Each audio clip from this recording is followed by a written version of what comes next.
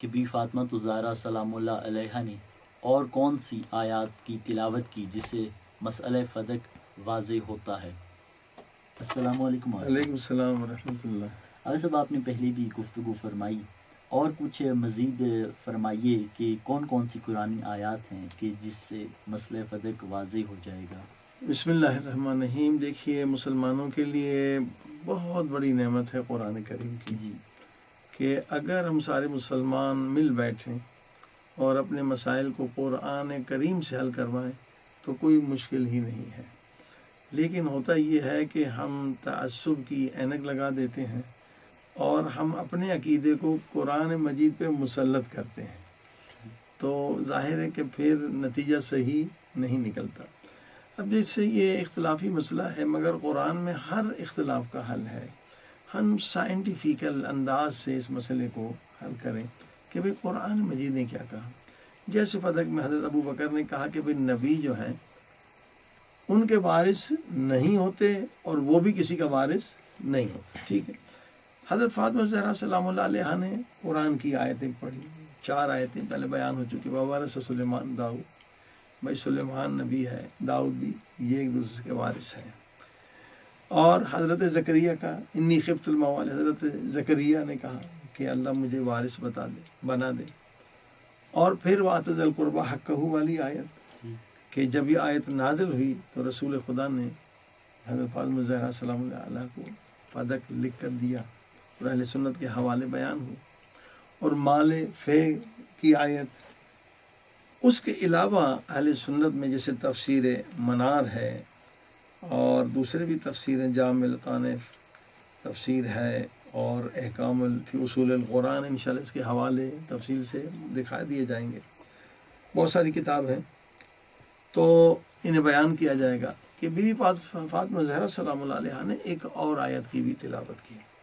وہ سورہ نساء 4 سورہ ہے اور اس کی 11ویں آیت، یوصیکم اللہ فی اولادکم، اللہ تمہیں وصیت کرتا ہے، حکم دیتا ہے، نصیحت کرتا ہے اولاد کے بارے میں، لِذَكَرِ مِثْلُ حَظِّ الْأُنْثَيَيْنِ، کہ لڑکے کا جو حصہ ہے وہ لڑکی کے مقابلے میں 2 برابر ہے۔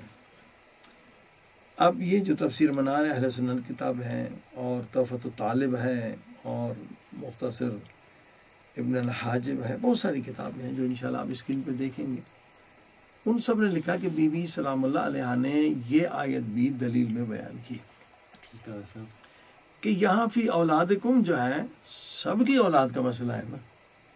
یہ نہیں کہا کہ بھائی جو نبی کی اولاد ہے اسے کچھ نہیں ملے گا، یا تو وہ آیت آپ دکھائیں کہ جس میں اللہ یہ بتلائے کہ بھائی نہیں، نبی کی جو اولاد ہے نا اسے کچھ نہیں ملنا ہے۔ ہاں؟ بی بی پاک نے کہا کہ یہ تو سب کے لیے قانون ہے جی کہ بیٹی کو بھی ملنا ہے اور بیٹے کو بھی ملے گا۔ ملنا ہے۔ اب کس طرح سے کہہ رہے ہیں؟ اسی سورہ نساء میں پھر دوسری آیت جو ہے وہ 33ویں ہے، 4 سورہ 33ویں آیت، وَلِكُلِّ جَعَلْنَا مَوَالِيَ مِمَّا تَرَكَ الْوَالِدَانِ وَالْأَقْرَبُونَ، یہاں بھی کل کا لفظ ہے، اس میں انبیاء بھی آ گئے، ہاں، کہ جو بھی والدین چھوڑ کے جائیں گے وہ اولاد کا ہے۔ ٹھیک، اگر نبی کے بچوں کا وارث کوئی نہ ہوتا تو آپ ایک آیت دکھلا دیں کہ قرآن میں آئی ہو۔ ٹھیک ہے۔ اب آپ دیکھیے کتنی آیتیں ہو گئیں، 2 آیتیں سورہ نساء کی ہو گئی، جی اور اس سے پہلے جو کلپس ہے اس میں ہم 4 آیتیں بیان کر چکے ہیں۔ جی بالکل، 6 آیتیں قرآن کریم کی اس حدیث کے خلاف جا رہی ہیں کہ نبیوں کے وارث نہیں ہوتے۔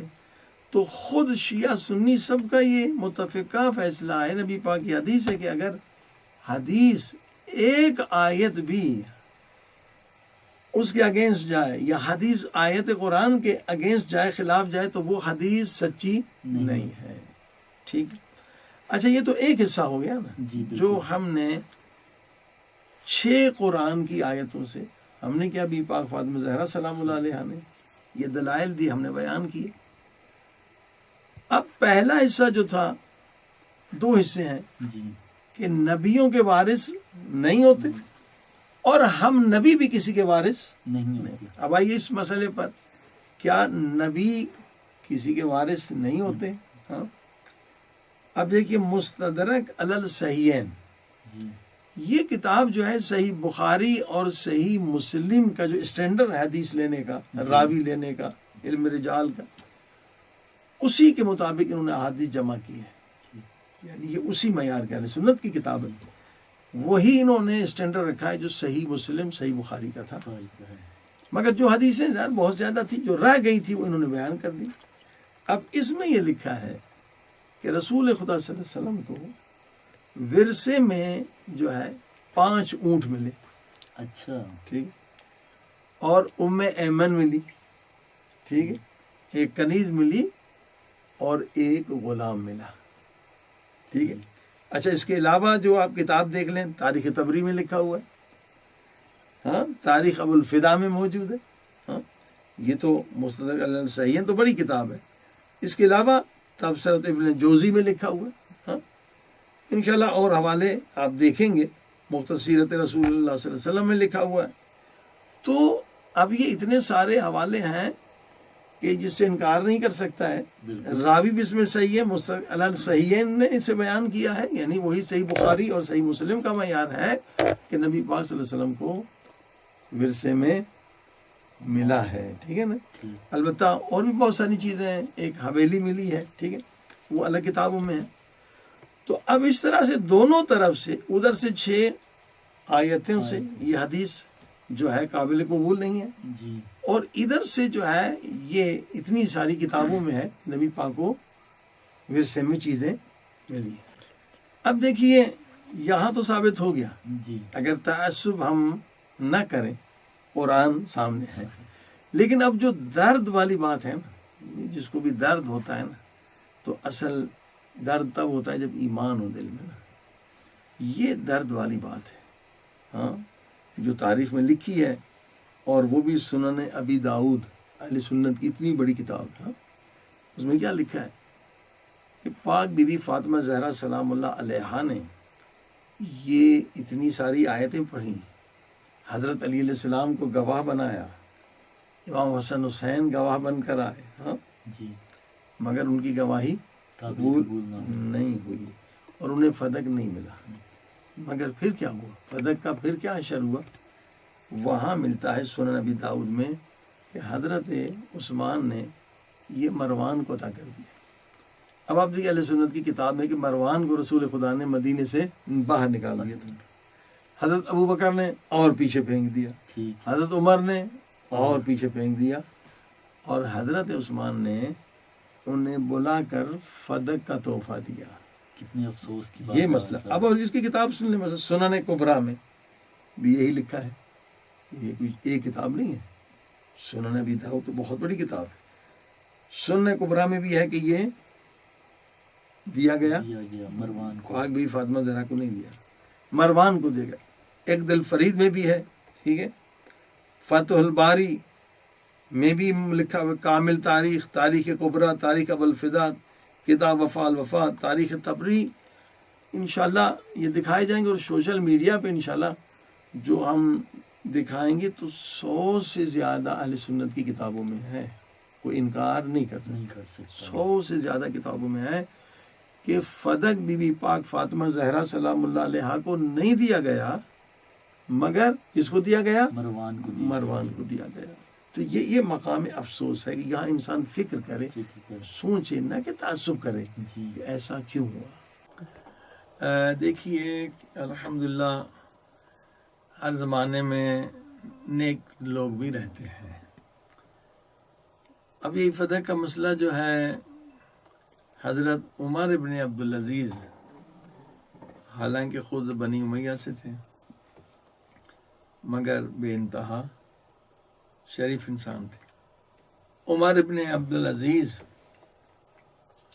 وہ نیک انسان ہے، اس نے جو مولا علی علیہ السلام پہ معاویہ کی طرف سے ممبروں پر تبرہ کیا جاتا تھا، برا بھلا کہا جاتا تھا، جبکہ رسول خدا کی حدیث ہے من سب علی، جس نے علی کو گالی دی اس نے مجھے گالی دی. حدیث ہے، انشاءاللہ وہ آپ کو حوالوں کے ساتھ دکھائیں گے. یہ بہت شریف انسان تھا اور اس نے بہترین انداز سے وہ تبرہ رکوایا. اچھا.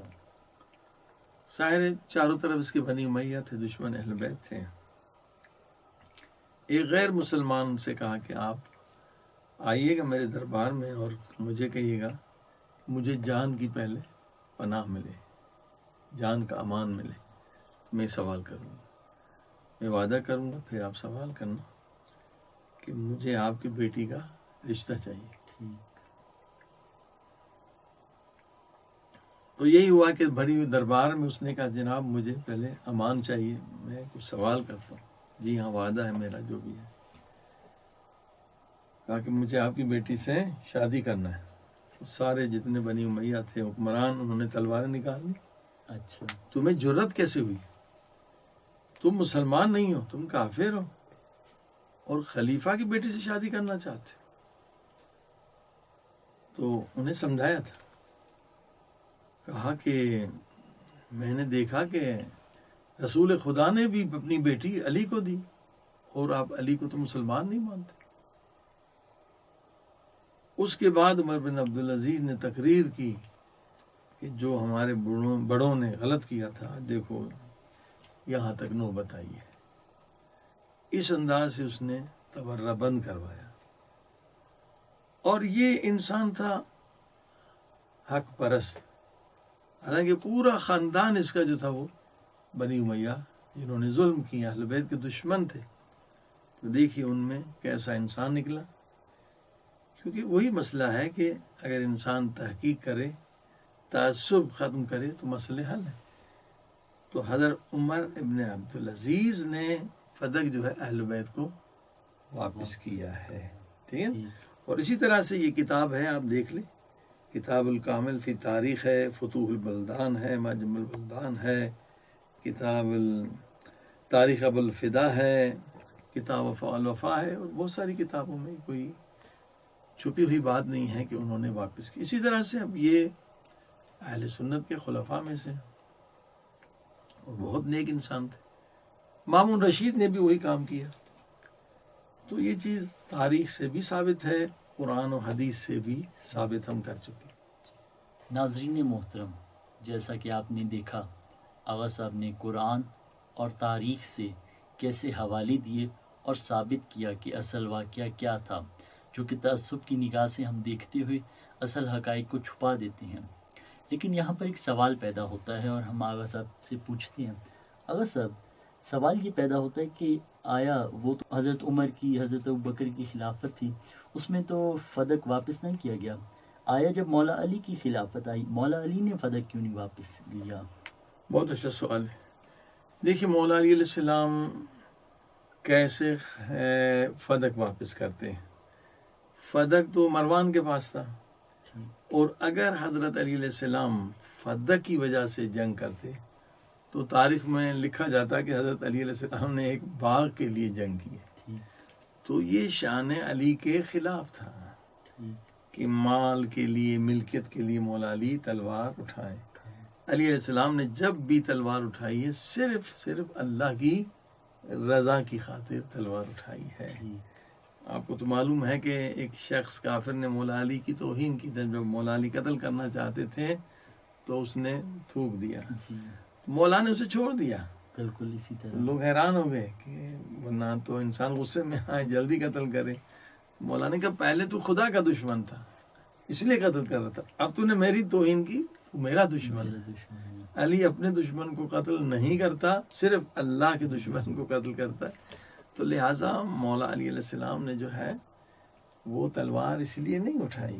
ٹھیک ہے نا. ورنہ تاریخ میں لکھا جاتا کہ علی نے باغ کے لیے تلوار اٹھائی. یہ شان علی کے خلاف.